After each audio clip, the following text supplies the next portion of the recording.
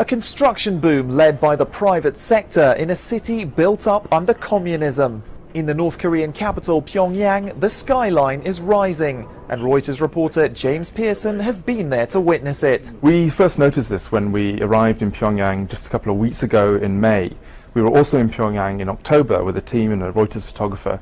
We compared some of the photos that we took in October with some of the photos that we took this time and noticed that straight away certain buildings in a matter of months had increased by about 30 stories. Incredibly fast construction in a city like Pyongyang. The interesting thing about this is that they're not always the usual buildings you'll see on state media. They're other buildings, they're normal apartment buildings, they're not these sort of glitzy things which they showcase. Behind the changing skyline, the so-called masters of money, North Korean traders who have got rich off the fledgling economy.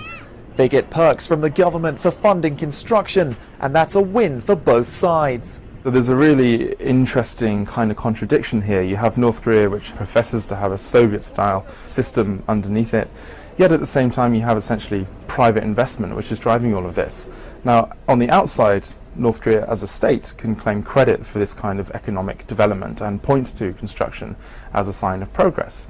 Behind the scenes, however, it's private investment and private capital which is building these things. It does kind of point to an interesting trend that under Kim Jong-un, the markets have been allowed to be a little bit more free than they were before. There are still crackdowns all the time, but there hasn't really been an anti-market policy from the government yet.